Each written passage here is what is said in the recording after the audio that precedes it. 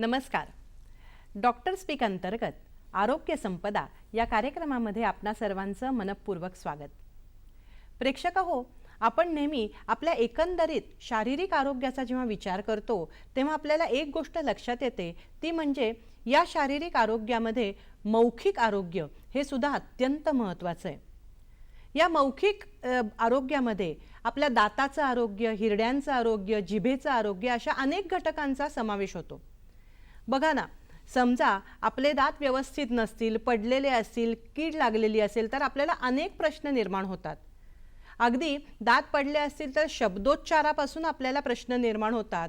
ते आपल्याला अन्न चावायला त्रास होतो. मग चावलं न गेलेलं जे अन्न असतं ते पचायला त्रास होतो. एकंदरीतच आपण अन्न घेतो त्याचं हे प्रवेशद्वार आहे.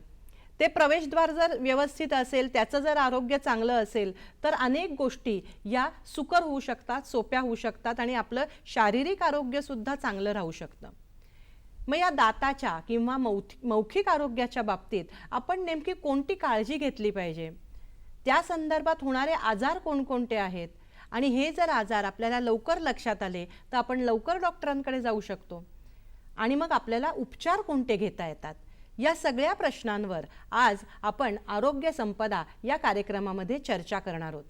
आणि त्यासाठी आपण तज्ज्ञ आणि मान्यवर अशा डॉक्टरांना आपल्या स्टुडिओमध्ये आमंत्रित केलेलं आहे, ज्यांचं नाव आहे डॉक्टर अविनाश काशीद. डॉक्टर अविनाश काशीद हे बीजे वैद्यकीय महाविद्यालयामध्ये आणि ससून सर्वोपचार रुग्णालयामध्ये दंतशास्त्र विभागामध्ये सहयोगी प्राध्यापक आणि विभाग प्रमुख म्हणून कार्यरत आहेत. त्यांनी ओरल मेडिसिन अँड रेडिओलॉजी नागपूरच्या शासकीय दंत महाविद्यालयातून MDS ही पदवी मिळवलेली आहे. 2010 ते 2021 मध्ये ते स्वामी रामानंद तीर्थ ग्रामीण शासकीय महाविद्यालयामध्ये अंबेजोगाईच्या या महाविद्यालयामध्ये कार्यरत होते आणि 2022 पासून ते पुण्यामध्ये वैद्यकीय सेवा देत आहेत. महाराष्ट्र आरोग्य विज्ञान विद्यापीठ या अंतर्गत ते PhDचाही अभ्यास करतायत आणि राष्ट्रीय आणि आंतरराष्ट्रीय पातळीवर त्यांचे 10 शोधनिबंध हे प्रकाशित झालेले आहेत. एकंदरीतच मौखिक आरोग्य म्हणजे काय आणि त्याची काळजी कशी घ्यायची या संदर्भात आपण डॉक्टरांकडनं मार्गदर्शन घेणार आहोत. डॉक्टर, आरोग्य संपदा कार्यक्रमामध्ये आपलं मनपूर्वक स्वागत. डॉक्टर, या आपल्या मौखिक आरोग्याच्या प्रश्नाकडे वळण्यापूर्वी मला एक महत्त्वाचा अगदी बेसिक प्रश्न आहे, तो म्हणजे शारीरिक आरोग्य म्हणजे नेमकं काय, त्याची व्याख्या कशी करायची? आरोग्य म्हणजे काय तर जागतिक आरोग्य संघटना यांच्या व्याख्यानुसार आरोग्य म्हणजे फक्त शारीरिक व्याधीचा अभाव नसणे असा नसून शारीरिक व्याधीचा अभाव नसण्यासोबतच जर त्या व्यक्तीचे मानसिक आरोग्य, सामाजिक आरोग्य आणि आध्यात्मिक आरोग्य जर व्यवस्थित असेल तर त्या व्यक्तीचे आरोग्य चांगले आहे किंवा तो व्यक्ती आरोग्यपूर्ण आहे असं म्हणू. मौखिक आरोग्याबद्दल त्याची व्याख्या काय, कशी करायची आणि शारीरिक आणि मौखिक म्हणजे शारीरिक आरोग्यावर मौखिक आरोग्याचा नेमका कसा परिणाम होत असतो? तर आपण आरोग्याची डेफिनेशन पाहिली, त्याची व्याख्या पाहिली. हो. तर मौखिक म्हणजे थोडक्यामध्ये आपल्या मुखाचं आरोग्य. तर मुखाच्या आरोग्यामध्ये कोणते कोणते अवयव येतात तर आपले ओठ येतात, गाल येतात, जीभ येते, दात येतात, हिरड्या येतात, त्यासोबत टाळू येते. ह्या सर्व अवयवाचा एक समूह म्हणजे आपण मुख म्हणू किंवा आपण एक साध्या भाषेमध्ये तोंड म्हणू. तर त्याचं आरोग्य, त्यासोबतच तुमचा जबडा असेल, लाळेच्या ग्रंथी असतील, ह्यांचं जबड्याचा सांधा असेल, ह्यांचं आरोग्य सुव्यवस्थित सुस्थितीत चालणे म्हणजे आपण एक मौखिक आरोग्य चांगलं आहे असं म्हणू. अगदी खरंय. पण मग असं म्हटलं जातं डॉक्टर, की तुम्हीच असं बऱ्याचदा म्हणता, की आपलं मौखिक आरोग्य कसं आहे त्याचं प्रतिबिंब हे आपल्या शारीरिक आरोग्यावर पडत असतं. तर हे नेमकं कसं असतं? आपण जे अन्न घेतो, ग्रहण करतो, ते अन्न ग्रहण केलेलं जे असतं ते आपण चर्वण प्रक्रिया किंवा आपण चावतो. तर हे आपलं तोंड जे आहे, मुख जे आहे, आपल्या शरीराचं हे प्रवेशद्वार आहे. आणि ह्या प्रवेशद्वारामध्ये जे अवयव आहेत ते चांगले झालेले असतील आणि त्यांनी जर त्यांचे सुस्थितीत असतील आणि त्यांनी जर चांगल्या पद्धतीने ते चर्वण केलं तर ते पचन संस्था तुमची पचन जी आहे, जे पचन होण्याची प्रक्रिया आहे ती चांगली व्हायला लागते. जे लाळेमध्ये असणारं टायलिन नावाचं, अमायलेज नावाचं जे एन्झाईम आहे, ते संप्रेरक आहे, त्या संप्रेरकामध्ये जे एन्झाईम्स असतं ते आपले जे पिष्टमय पदार्थ आहेत, पिष्टमय पदार्थ पचन करण्याची सुरुवात तिथूनच होते. त्याचसोबतच आपण म्हणू की आपण जे बोलतो ते आपली जीभ व्यवस्थित असेल तर आपण चांगल्या पद्धतीने बोलू शकतो. हिरड्या व्यवस्थित असतील, दात व्यवस्थित असतील तर स्पष्ट उच्चार करू शकतो. त्यासोबतच आपल्या त्या आरोग्यासोबतच आपला जो आत्मविश्वास आहे बोलण्यातला, दाताचं सौंदर्य नीट असेल तर चांगल्या पद्धतीने ते बोलू शकतो. तर हे आपलं तोंडाचं आरोग्य हे आपल्या सर्वांगीण शारीरिक आरोग्याला ते पूरक असतं. आपण एक थोडक्यात उदाहरण देऊ मॅडम, की आपलं शरीर रूपी एक महाल समजू आपण, आणि त्यामध्ये जो बाहेर आपण तोंड एक असं समजू की तो पहारेकरी आहे. जर तो पहारेकरी जर व्यवस्थित असेल तर आपलं जे महालाचं संरक्षण चांगल्या पद्धतीनं होईल, म्हणजे तो महाल चांगला राहील, म्हणजे शरीर रूपी महाल चांगला राहील. ते जर आरोग्य बिघडलं, थोडक्यात त्या पहारेकऱ्याचं जर आरोग्य बिघडलं तर आपले शरीररूपी महाल तो पण त्याचं पण नुकसान होण्याची शक्यता जास्त असते. म्हणून असं म्हणू की आपण तोंडाचं आरोग्य ज्याचं चांगलं असेल त्याचं आपण शरीराचं आरोग्य चांगलं आहे असं म्हणायला हरकत नाही मॅडम. अगदी महत्त्वाचं आहे. आणि तुम्ही म्हणलात तसं की एकंदरीतच आपण ते जर चांगलं राखलं तर शरीराचं आरोग्य चांगलं राखायला मदतच होणार आहे. पण मग जेव्हा सर हिरड्या किंवा दात यांचं आरोग्य ढासळायला सुरुवात होते तर नेमकं कोणते आजार हे त्यावेळेला अगदी प्राथमिक अवस्थेत व्हायला लागतात किंवा त्यावेळेला ते रुग्णाला जाणवतात? सुरुवातीला दातांचं आरोग्य थोडक्यामध्ये खराब झालं तर त्यांना चावण्यासाठी त्रास होतो, हिरड्यामधून रक्त येतं, मग ते व्यवस्थित चावू शकत नाहीत. अशा पद्धतीने रुग्णांना ते लक्षणं जाणवायला लागतात. पण मग याची कारणं काय असू शकतात या दाताच्या किंवा हिरड्यांच्या आजारांची? मुख्यत्वे करून दातांची कारणं जी आहेत ते आपण जे अन्नकण खाल्लेले आहेत ते दातावर तशीच राहणे, तो भाग स्वच्छ न होणे, जेवण केल्यानंतर चूळ व्यवस्थित न भरणे. अगदी खरं आहे. हां, तर ही दातं किंवा हिरड्या खराब होण्याची कारणं आहेत. त्यामध्ये आपण सर्वांना माहिती असलेले की चॉकलेट असेल की जे की रिफाईंड शुगर असेल, म्हणजे ज्याच्यामध्ये आपण गोड पिष्टमय पदार्थ म्हणू, जे की दातावर चिटकून राहतात, असे पदार्थ असतील. त्यासोबतच कारणं त्या व्यतिरिक्त अशी कारणं असतील मॅडम की दातांची जी रचना असते ती रचना जी असते ती व्यवस्थित नसते. एक वेडेवाकडे दात असतात, दात रोटेटेड म्हणू आपण, ते जन्मताच असतील किंवा त्याची वेळ दात पडण्याची आणि दात येण्याची ह्याच्यामध्ये जर फरक पडला तर मग ते वेडेवाकडे दात असू शकतात. किंवा त्यासोबतच आपण म्हणू की काही अनुवंशिक पण दातांचाही असतो. दातांची रचना आईवडिलांच्या दातांच्या रचनेनुसार त्याप्रमाणेच येत असते. त्यानंतर दात तुम्ही जर पाहिली तर दात ही एकदम स्मूथ आणि गुळगुळीत नसतात. तर त्यामध्ये जे आहे ते असे थोडक्यात खड्डे म्हणू, पिट्स अँड ग्रूज म्हणू आपण सायंटिफिक भाषेमध्ये. ते पिट्स अँड ग्रूज असतात. ते पिट्स अँड ग्रूजमध्ये जर दातामध्ये जर अन्नकण अडकली ती तशीच राहिली तर त्या ठिकाणी तोंडामध्ये जे जीवाणू असतात आणि जे अन्नकण असतात ते आणि ॲटमॉस्फिअर त्या ठिकाणचं वातावरण ते पूरक बनतं.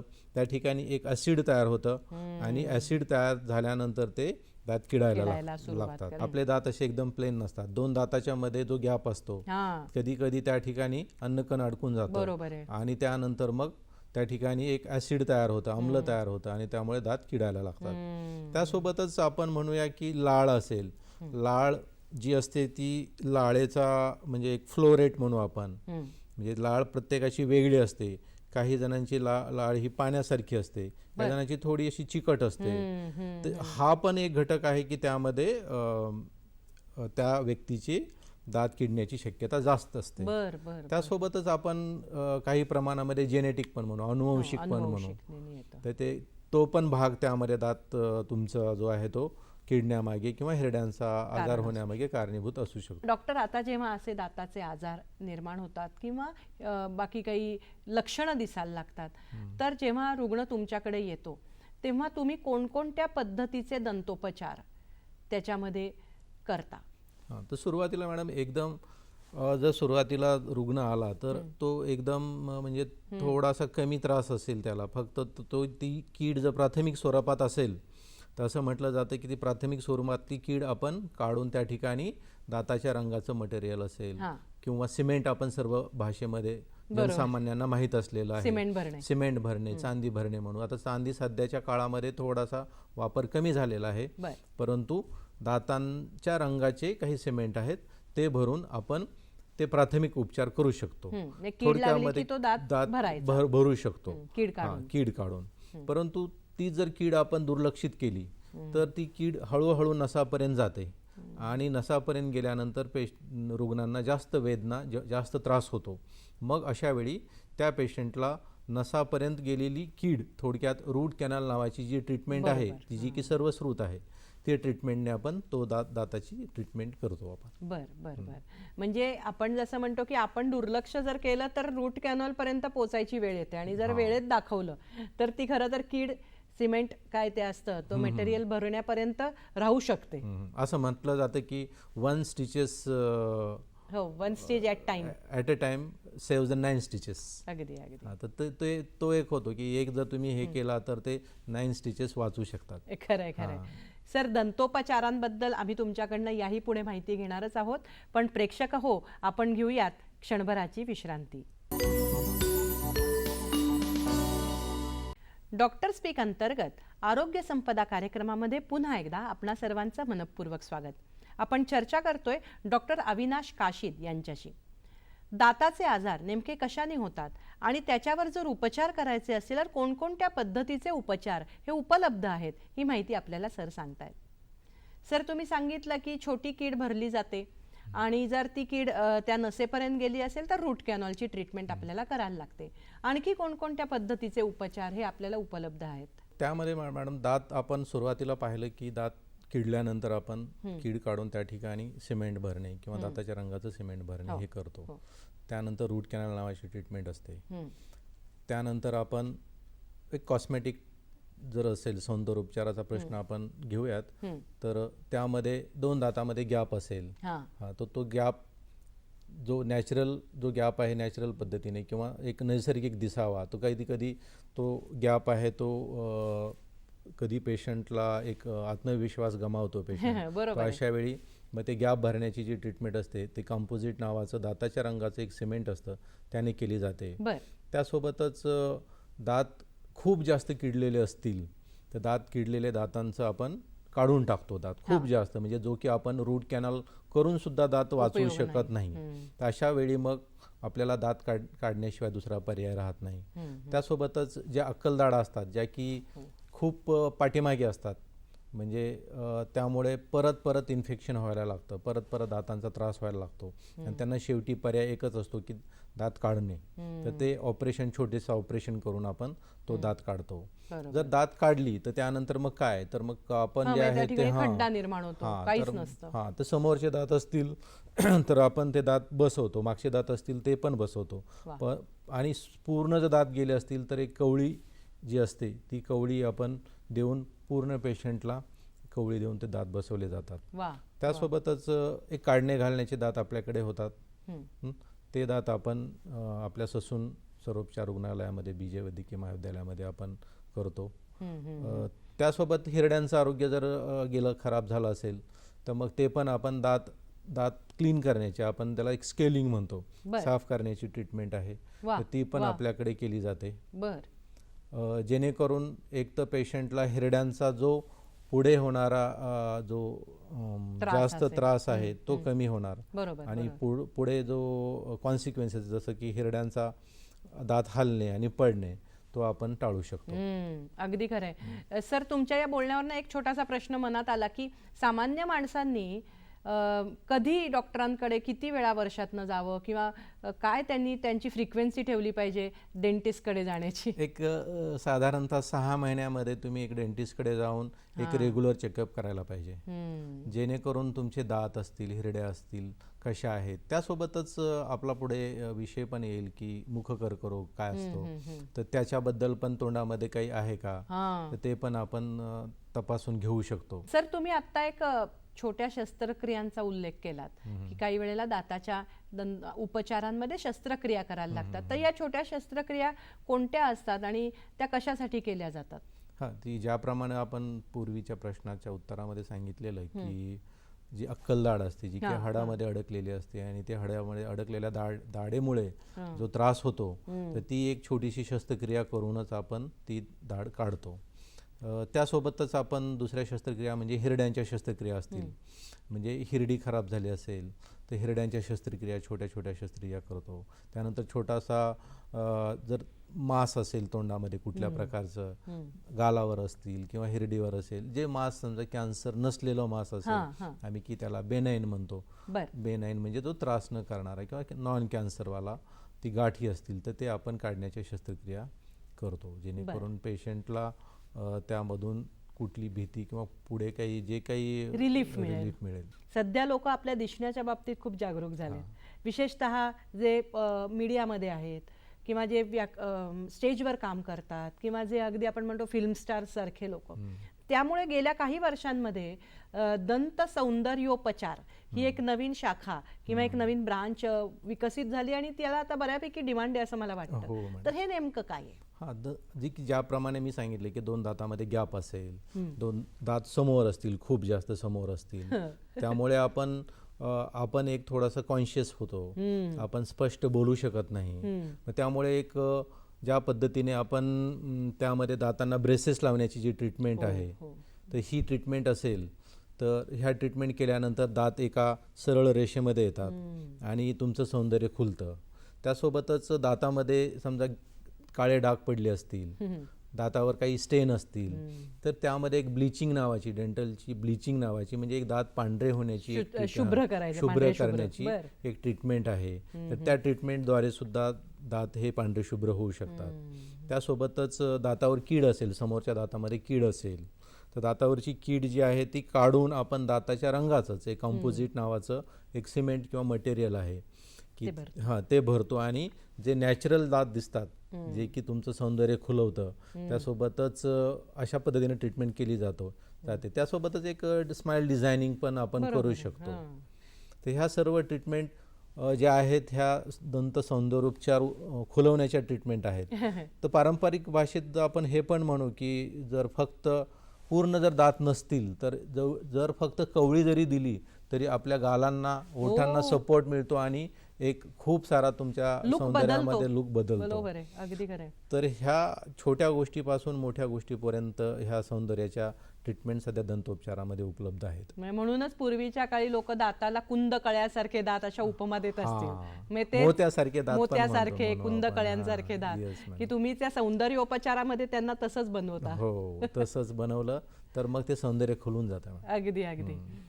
तुम्ही मगाशी डॉक्टर दात काढण्याच्या प्रक्रियेचा उल्लेख केला की ज्या वेळेला रूट कॅनॉल करून सुद्धा दात वाचणार नाहीये तर त्यावेळेला काढून टाकावा लागतो.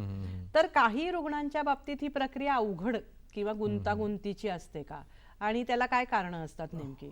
ह्यामध्ये गुंतागुंतीचा आणि एक जिकरीचा दात काढण्याचा मुद्दा असा असतो मॅडम की ज्यावेळी दात काढण्याची आपण ट्रीटमेंट, ज्या रुग्णामध्ये मधुमेह असेल, ज्या रुग्णामध्ये हृदयरोग असतील, ज्या रुग्णामध्ये रक्त पातळ होण्याच्या औषधं घेत असतील रुग्ण, काही त्याच्या शारीरिक व्याधीकरिता, ज्या रुग्णांना इतर काही आजार असतील, तर अशा रुग्णामध्ये आपल्याला दात काढणे किंवा दंतोपचार करणे हे थोडं जिकरीचं असतं. कारण त्या रुग्णाची आपल्याला सर्व तपासणी करून, थोडक्यामध्ये ब्लड शुगर आहे तर साखरेचं प्रमाण जे आहे ते नियंत्रणात असलं पाहिजे, त्याशिवाय तो दात काढणे म्हणजे ते जिकरीचं होऊ शकतं. त्यासोबतच जर पेशंटला रक्त पातळ होण्याची औषधं असतील चालू आणि आपण जर दात काढला तर ते काय होईल की रक्त थांबणार नाही, ब्लिडिंग होत राहील. ब्लिडिंग होत राहील. त्यासोबतच ज्या रुग्णांना हृदयविकार असेल, ब्लड प्रेशर खूप जास्त असेल, तर अशा रुग्णांना सुद्धा आपण ते ब्लड प्रेशर कंट्रोलमध्ये आल्यानंतरच त्या रुग्णांचा आपण दात काढण्याचा विचार करतो.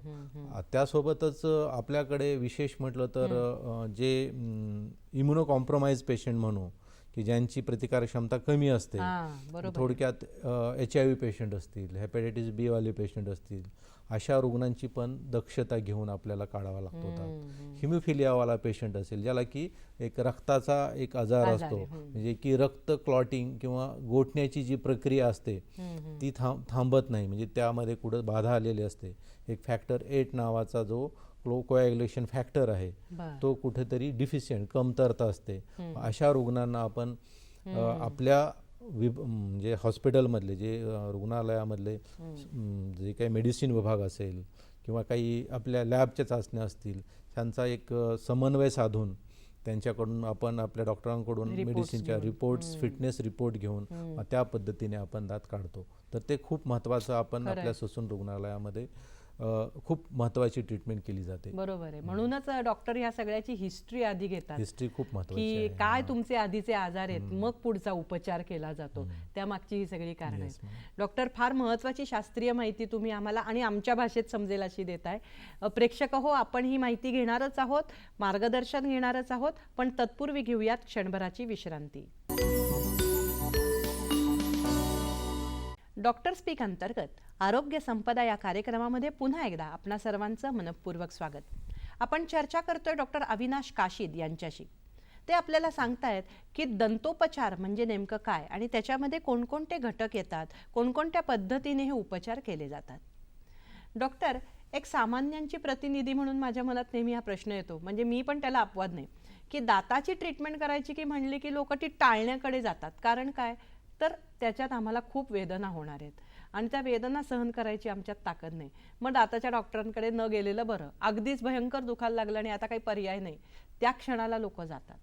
तर या वेदनेचं काय करायचं? दातांची ट्रीटमेंट म्हणजे सर्वसामान्यामध्ये एक भीतीचा विषय असतो, परंतु सध्या ज्या आपण औषधोपचार करत असतो त्यामध्ये जे स्थानिक भूल म्हणजे आपण लोकल अनस्थेसिया म्हणू, त्याचा आपण ज्यावेळी अंतर्भाव झालेला आहे किंवा ते अनस्थेसिया आपण रुग्णांना देतो तर त्यावेळी कुठल्याही पद्धतीच्या वेदना होत नाहीत.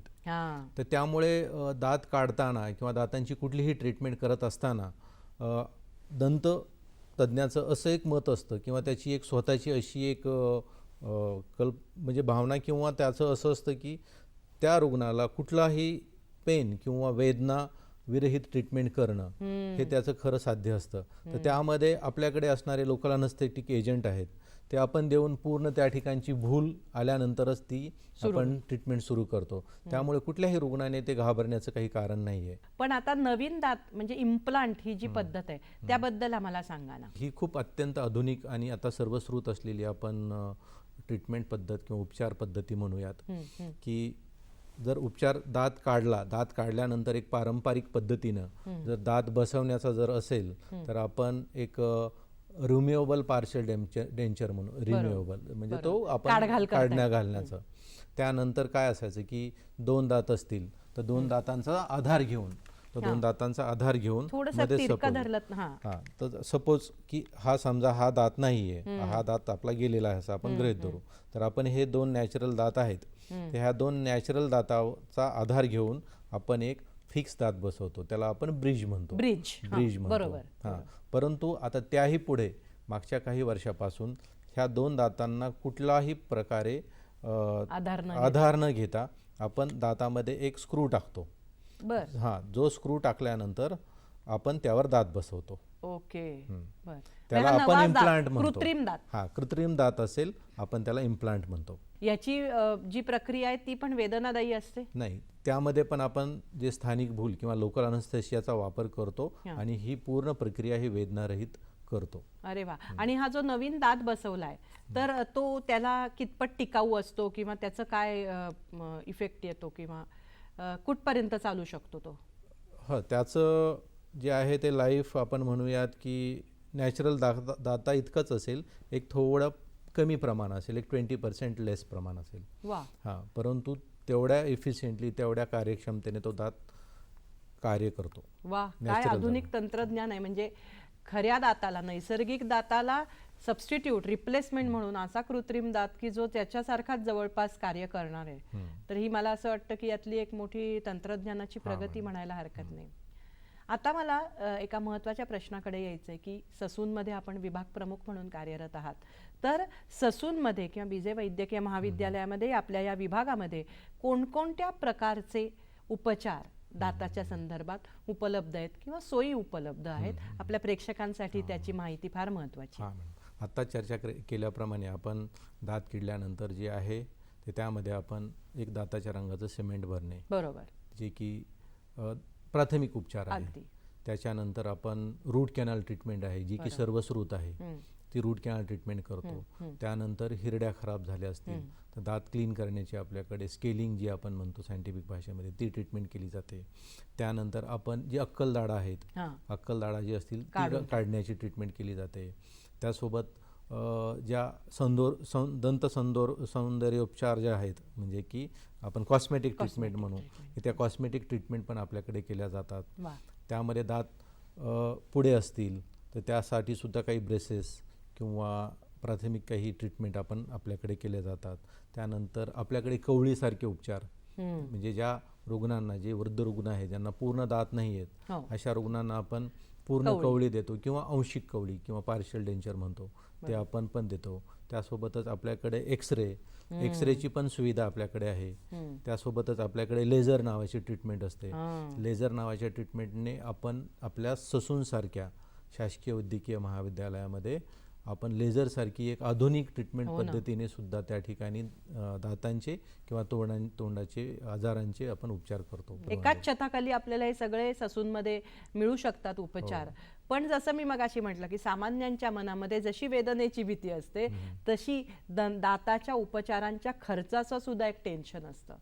तर हे जे दंतोपचारासाठी खर्च येतो त्यासाठी काही मग तो खूप जास्ती असतो, तर त्यासाठी काही सरकारी योजना किंवा काही सवलत असते का?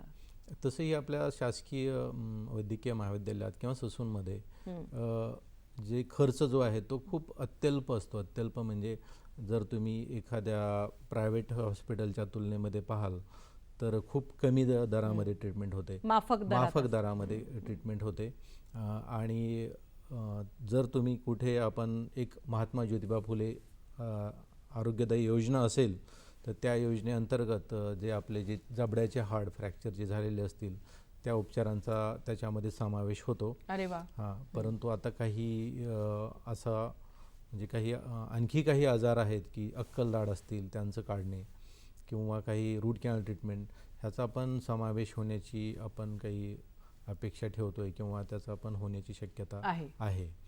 तर जर शासकीय यंत्रणेमध्ये किंवा आपल्या ससून रुग्णालयामध्ये म्हणाल मॅडम, तर तिथे खूपच कमी दरामध्ये ट्रीटमेंट होते, त्यामुळे खर्च जो आहे तो खूप कमी असतो. तर तुम्ही जर प्रायव्हेटचं म्हणाल तर तिथे खर्च निश्चितच जास्त असू शकतो. याचं कारण असू शकतं की जे आधुनिक उपचार आहेत, जे विदेशी यंत्रसामुग्री आहे, त्यामध्ये लागणारा जो खर्च आहे त्या गोष्टीचा समावेश होऊ शकतो. त्यामुळे बाहेर प्रायव्हेटमध्ये तो खर्च जास्त असू शकतो, परंतु आपल्या ससूनमध्ये खर्च हा खूपच कमी असतो. सध्या कर्करोगाचं प्रमाण बऱ्यापैकी वाढलेलं आहे, तर मग माझ्या मनात एक प्रश्न आला की मग तोंडाचा सुद्धा कर्करोग असतो का?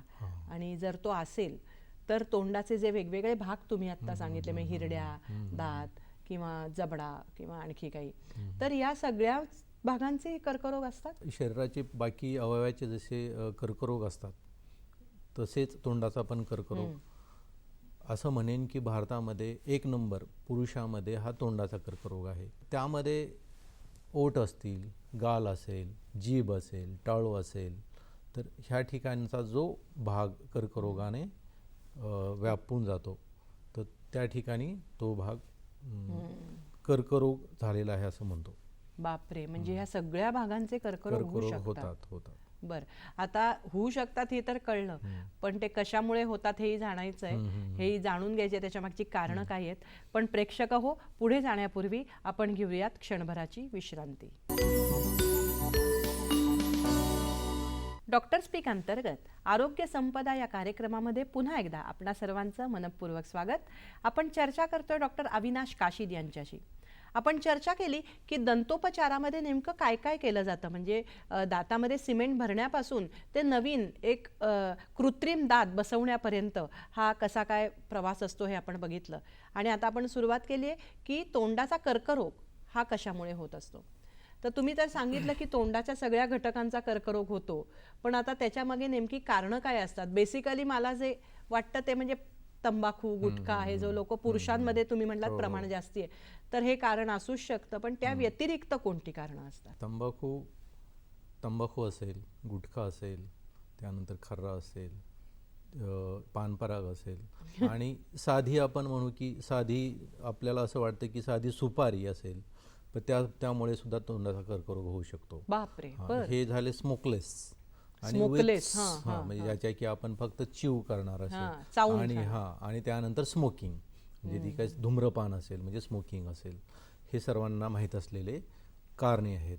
परंतु त्या व्यतिरिक्त दुसरी कुठली कारणे आहेत जे की आपल्या तोंडामध्ये आपण म्हणू की फिजिकल स्टिम्युलस, म्हणजे की एखादा दात असेल तो कंटिन्युअस ट्रॉमा किंवा तो जर इजा करत असेल गालाला किंवा जिभेला, तुकडा राहतो बऱ्याचदा, टोकदार तुकडा राहतो, तो जर कंटिन्युअस सतत आपल्या गालाला इजा करत असेल, त्यानंतर कधी आपल्या दातामध्ये फिलिंग केलेली असेल, दात तुटलेला असेल आणि तुटलेला दात जो जर टोकदार झालेला असेल, तो जिभेला लागत असेल, गालाला सारखा घासत असेल, वारंवार तो इजा करत असेल, किंवा एखादी कवळी असेल आणि कवळी वापरणाऱ्या रुग्णामध्ये तो थोडक्यात म्हणू की ती कुठेतरी सारखी सारखी टोचत असेल, तर हे एक कारण असू शकतं. त्यासोबतच आपण एक दुसरा एक केमिकल स्टिम्युलस म्हणू की स्पायसेस असतील, स्पायसेस खूप सारे मसाल्याच्या गोष्टी असतील किंवा हाय साल्ट डाएट असेल, त्यानंतर एक सेप्सिस किंवा सारखं तोंडामध्ये कुठेतरी इन्फ्लेमेशन आहे, त्याला सेप्सिस म्हणू, सेप्सिस किंवा आपण इन्फेक्शन म्हणू, तर ते सूज म्हणू, तर हे कुठेतरी सूज सारखी असणे. त्यासोबतच असंही आहे की काही व्हायरसेस असतात madam. HPV virus, human papilloma virus आहे, तो एक कारणीभूत घटक आहे जो की तोंडाचा कॅन्सर होण्यामध्ये एक वन ऑफ द कारणीभूत घटक आहे. त्यासोबतच पेशंटचं खूप आता की वय खूप असेल, एज पेशंटमध्ये कॅन्सर होण्याचं खूप जास्त प्रमाण असतं. त्यानंतर असं आपण इम्युनिटी म्हणू, त्यानंतर जेनेटिक असेल, जेनेटिक म्हणजे तुमचं एक शरीराचं एक आपले गुण असतात, ते जेनेटिक मेकअप असेल, हे मल्टिपल फॅक्टर असतात. म्हणजे कॅन्सर हा एकाच घटकावर अवलंबून नसतो, तर तो मल्टीफॅक्टोरियल आहे, ते अनेक घटक त्यामध्ये कारणीभूत आहेत. पण सर्वात प्रामुख्याने जर म्हणू तर आपण गुटखा, तंबाखू, सुपारी हे आपण एक रिस्क फॅक्टर म्हणू. त्यासोबत मी जे सांगितले की शार्प टूथ असेल, म्हणजे ते टोकदार दात असेल, सेप्सिस असतील किंवा मग इन्फेक्शन असेल, ह्युमन पॅपिलोमा व्हायरस असेल, वय असेल, जेनेटिक पॉलिमॉर्फिझम असेल, ह्या सगळ्या गोष्टीचा तो अंतर्भाव आपल्या मुखकर्करोगामध्ये कारणीभूत ठरतो. रुग्णाला झालाय समजा कर्करोग, तर प्राथमिक अवस्थेतली लक्षणं काय असतात की ती त्याला जाणवायला लागतात. एक मला दुर्दैवानं असं सांगावं वाटतं की ह्या ठिकाणी एक कुठलीही तोंडामध्ये जखम असेल, तर ती जखम सुरुवातीच्या काळामध्ये कुठलाही त्रास दाखवत नाही, त्रास जाणवत नाही, म्हणजे ती जखम ते पेनलेस असते, दुर्लक्ष केलं जातं. जोपर्यंत ती आपण म्हणू की सेकंडरी इन्फेक्ट होत नाही तोपर्यंत ती जखम दुखत नाही. त्यानंतर त्या ठिकाणी अशी एक गाठ यायला लागते. गाठ अशी असते की जी फक्त अशी गाठ वाटते, ती पण दुखत नाही. दात हलतो, दात हलल्यानंतर असं वाटतं की दुसरं काही कारण असू शकतं. मग काय करतो पेशंट की जखम झाली असेल तर काहीतरी मेडिकल स्टोअरवर जातो, त्यानंतर तो काहीतरी स्माईल नावाचं काही किंवा असं कुठला तरी मलम लावतो आणि तसं दुर्लक्षित राहतो. आणि जेव्हा ती जखम जास्त पसरते, जेव्हा दुखायला लागते, तेव्हा मग तो दंतरुग्णाकडे किंवा डॉक्टरांकडे येतो. अशीच ती गंभीरतेकडे कधी जायला लागतात आणि गंभीर लक्षणांमध्ये नेमकं काय येतं. गंभीर लक्षणामध्ये जर तुम्ही जिभेचा थोडक्यात आपण कॅन्सर समजा झालेला असं समजू, तर जीभ बाहेर येत नाही, अरे जीभ बापरे. अशी तिथं फिक्स राहते, मग पेशंटला चावता येत नाही. म्हणजे पेशंट जो आहे तो म्हणजे नंतर तो सेकंडरी इन्फेक्शन झाल्यानंतर त्रासिक होऊन जातो, तिथे कुठेतरी गाठ आहे असे त्याच्या लक्षात येतं. मग तो पेशंट दंत वैद्याकडे किंवा डॉक्टरांकडे जातो. ज्याला आपण आता प्रत्येक ठिकाणी म्हणतो प्री डायबेटिक, तसं प्री कॅन्सरस पण असते का हां, कंडिशन? हां. म्हणजे मुखपूर्व कर्करोग ज्याला आपण yes, म्हणतो, yes, तर yes. Pre cancerous. हां. तर ही कंडिशन कशी हा ओळखता खूप महत्त्वाचा प्रश्न विचारला मॅडम. जसे की आता सर्वश्रुत असलेला जो डायबिटीस आजार आहे, जो मधुमेह आजार आहे, त्या आजारामध्ये एक धोक्याची घंटा म्हणून जसं प्री डायबेटिक कंडिशन असते, तशी ही तोंडाचा कॅन्सर होण्यापूर्वी एक प्री कॅन्सरस लिजन किंवा कंडिशन्स म्हणतो. बर. हां, तर आत्ता ही 2005 पासून प्री कॅन्सरस आणि प्री कॅन्सरस कंडिशन्स आणि लिजन्स ह्या टर्मिनॉलॉजी ऐवजी आता सध्या पोटेन्शियली मॅलिग्नंट डिसऑर्डर्स ही एक Okay. टर्मिनॉलॉजी यूज केलेली आहे. बर. पण त्यामध्ये काय काय येतात, तर त्यामध्ये आपण म्हणू की ओरल सबम्युकस फायब्रोसिस, म्हणजे की तोंड उघडत नाही, ते पूर्ण जे गाल आहेत ते एकदम कडक होतात. हां, त्यामध्ये पेशंटला जो आहे ते जेवण जे आहे ते तिखट लागायला लागतं, आतमधली जी त्वचा असते ती पांढरी व्हायला लागते. तर हे झाला ओरल सबम्युकस फायब्रोसिस. त्यानंतर जो आहे तो ल्युकोप्लाकिया नावाचा, जे की पांढरे चट्टे येतात, त्यासोबत इरुथ्रोप्लाकिया असतो, म्हणजे ते लाल चट्टे असतात, तोंडामध्ये पांढरे चट्टे असणे, लाल चट्टे असणे. हा झाला ल्युकोप्लाकिया, इरुथ्रोप्लाकिया. आणि त्यानंतर झालं असेल तर ओरल लायकन प्लॅनस नावाचा. हा मात्र असं मी म्हणेन मॅडम की हा कुठलेही व्यसन नसताना सुद्धा होणारा प्री कॅन्सरस किंवा पोटेन्शियली मॅलिग्नंट डिसऑर्डर आहे, की ह्या ओरल लायकन प्लॅनसमध्ये पेशंटला तिखट लागतं, म्हणजे काहीतरी जाणवतं तोंडामध्ये, पांढऱ्या रंगाचे असे आपण धाग्यासारखे स्ट्रायशन्स, त्याला विख्यान स्ट्रायशन्स म्हणतात, ते दोन्ही बाजूला दिसायला लागतात. तर हे ओरल लायकन प्लॅनस हा ॲटिव्हिमिन डिसीज, म्हणजे जो की त्या रुग्णामध्ये स्ट्रेसमुळे आपण म्हणू की स्ट्रेसमुळे होणारा आजार आहे. बर. तर हा पण प्री कॅन्सरस किंवा पोटेन्शियली मॅलिग्नंट डिसऑर्डर म्हणतो. किंवा जे रिव्हर्स स्मोकिंग करतात, त्या रिव्हर्स स्मोकिंगमध्ये पॅलेटल लिजन येतात, म्हणजे टाळूला ते रिव्हर्स स्मोकिंग पॅलेटल लिजन्स दिसायला लागतात. हे सारे मुख्य असणारे प्री कॅन्सरस लिजन्स आणि कंडिशन्स आहेत, ज्यांना की आपण आता पोटेन्शियली मॅलिग्नंट डिसऑर्डर म्हणतो. पण म्हणजे ही लक्षणं दिसायला लागल्यावर खरं तर ही धोक्याची घंटा आहे, हे रुग्णाला कळलं पाहिजे. खरं तर त्याच्या आधीच त्यांनी डॉक्टरांकडे जाऊन कन्सल्ट केलं पाहिजे.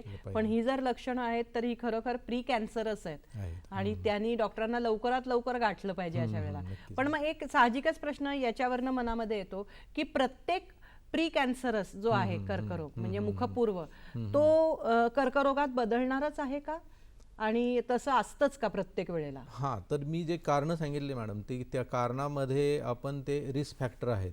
परंतु आपण असं म्हणूयात, एक उदाहरण मी देतो की जर आपण कार असेल किंवा आपली बाईक असेल, जर ओव्हर स्पीड केली, ओव्हर स्पीड म्हणजे सपोज आपण 120च्या पुढे कार चालवली किंवा 170, 180 स्पीडनं चालवली, किंवा तुम्ही बाईक असेल तर तुम्ही बाईक खूप हाय स्पीडनं चालवली, तर त्यामध्ये काय व्हावं लागतं की आपण म्हणू की ॲक्सिडेंट होण्याची शक्यता खूप जास्त असते. बरोबर.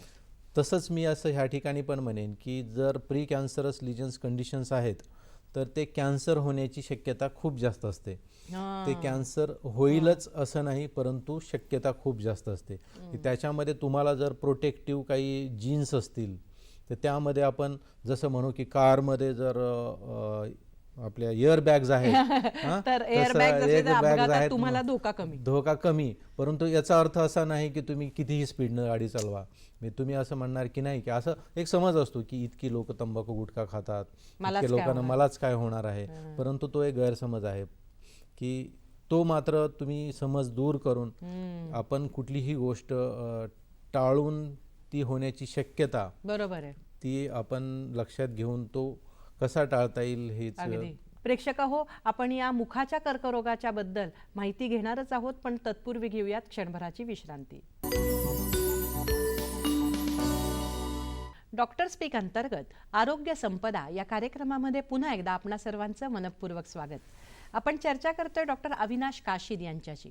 डॉक्टर, तुम्ही आम्हाला सांगितलं की प्री कॅन्सरस जी कंडिशन आहे ती कर्करोगामध्ये बदलण्याची शक्यता बऱ्यापैकी जास्ती असते. पण जेव्हा मग असा मुखाचा कर्करोग होतो एखाद्या पेशंटला, तर त्याचे काही वेगवेगळे प्रकार आहेत का, आणि त्याच्यावर नेमके उपचार कुठल्या पद्धतीने केले जातात? मुखाच्या कर्करोगामध्ये प्रकार म्हटलं तर हे वेगळे वेगळे अवयव त्यामध्ये अंतर्भूत होतात. बरोबर. त्यामध्ये आपण जर सेल्युलर लेवलला जर विचार केला तर आपण असं म्हणूयात की स्क्वॅमस सेल कार्सिनोमा हा एक मुख्यत्वे दिसून येणारा एक प्रकार आहे. त्यानंतर लाळीचा जो आजार असेल, लाळ ग्रंथीचा, तर त्याला आपण अडिनो कार्सिनोमा म्हणतो. तर त्यानंतर एक लिम्फोमा, हे एक आपण एक ग्राउंड लेवलला सेल्युलर लेवलला त्यांचे प्रकार आहेत. आणि त्यामध्ये जर आपण उपचार जर म्हटलं तर कुठलाही कर्करोग जर असेल तर तो ऑपरेशन करून तो जो भाग कर्करोग ग्रस्त आहे तो काढून टाकणे, हा त्यावर एक उपचार असतो. काढून टाकणे. त्यासोबत त्याच्या अवतीभोवती असणाऱ्या आम्ही लिम्फ नोड्स म्हणतो, लसिका ग्रंथी म्हणतो, त्या पण त्यांच्यामध्ये पण त्या पेशींचा प्रादुर्भाव झालेला असतो.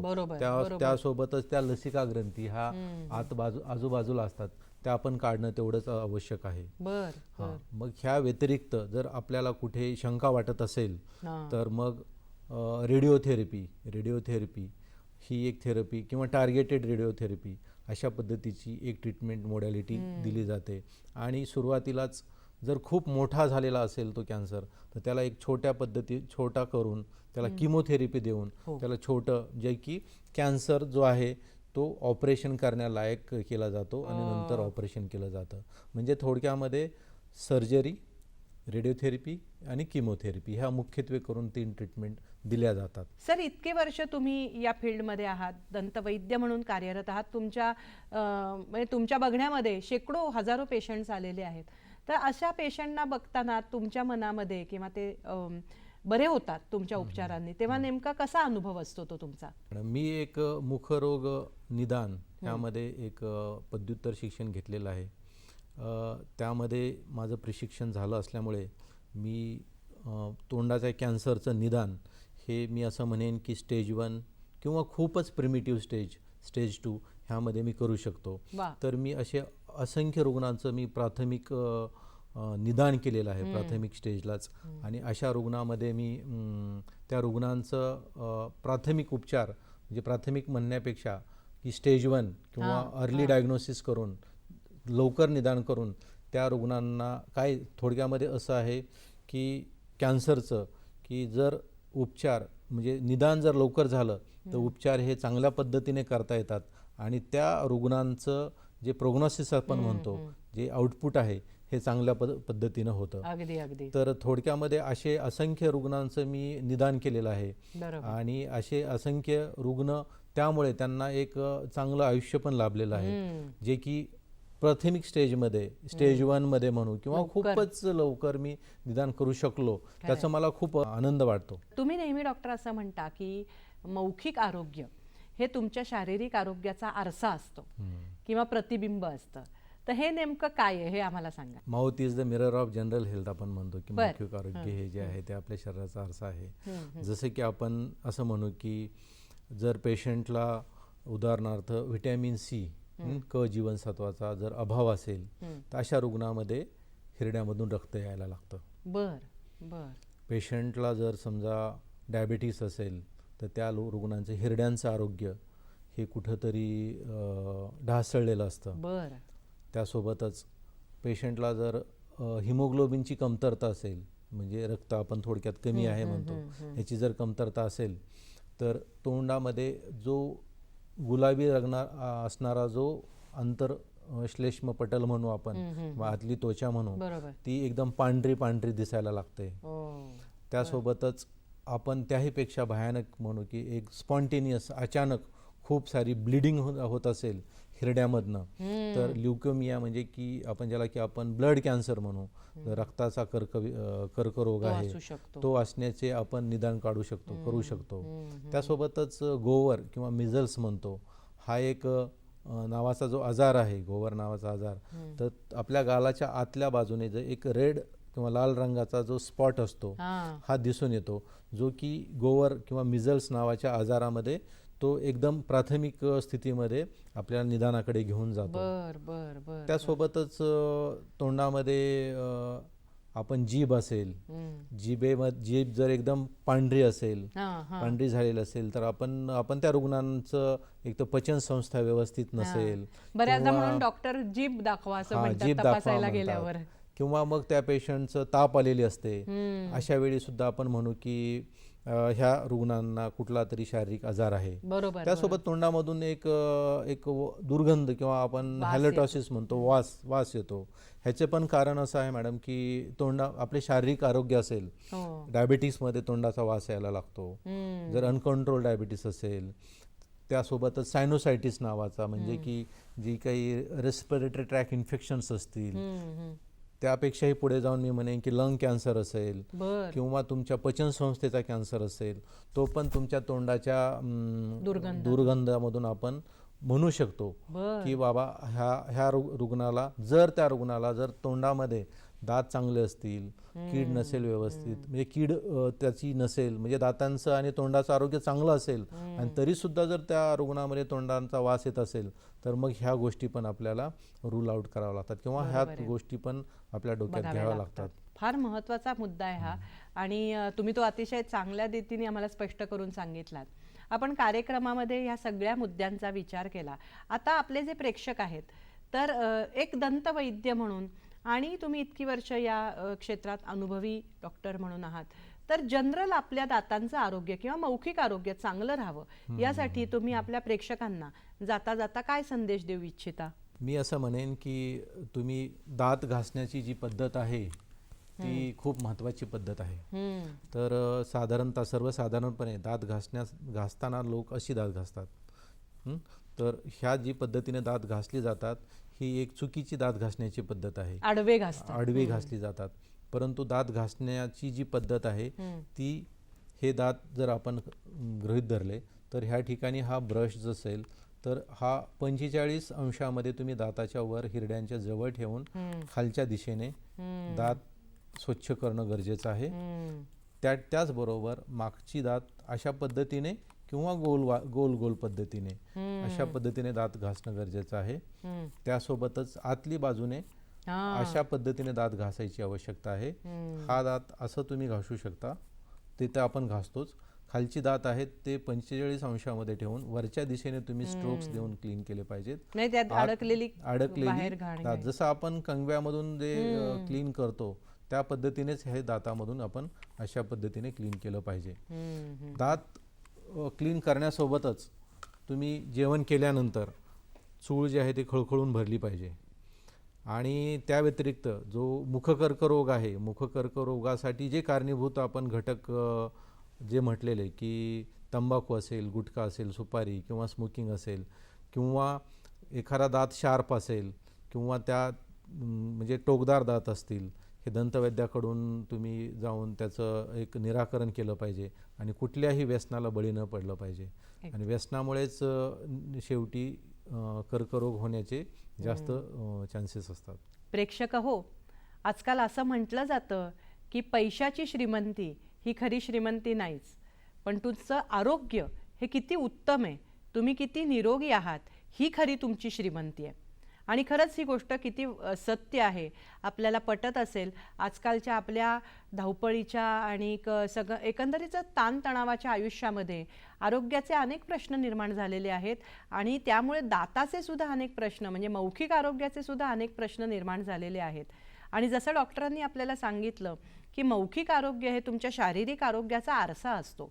त्यामुळे आपल्या मुखामधले जे विविध घटक आहेत त्यांची योग्य त्या वेळेला योग्य ती काळजी घेणं हे तर आपलं कर्तव्य आहेच. पण ज्या वेळेला आपल्याला त्यामध्ये काही बदल घडत आहेत, काही वेगळी लक्षणं जाणवत आहेत, या वेळेला आपण लवकरात लवकर दंतवैद्याकडे जाणं ही पण तितकीच महत्त्वाची गोष्ट आहे.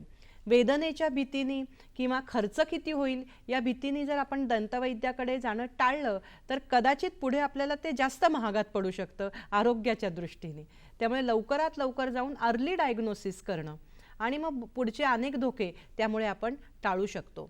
एकंदरीतच मौखिक आरोग्याबद्दल आपल्याला डॉक्टरांनी अत्यंत सोपी शास्त्रीय माहिती दिलेली आहे. डॉक्टर, तुम्ही आमच्या स्टुडिओमध्ये आलात आणि आमच्या प्रेक्षकांना एकंदरीतच मौखिक आरोग्याबद्दल आणि प्रामुख्याने दाताच्याबद्दल, मग त्यातला कर्करोगाबद्दल शास्त्रीय माहिती दिलीत, त्यावर काय उपाय करता येतात हे सांगितलं. त्याबद्दल दूरदर्शनच्या वतीने मी आपले मनःपूर्वक आभार मानते. धन्यवाद.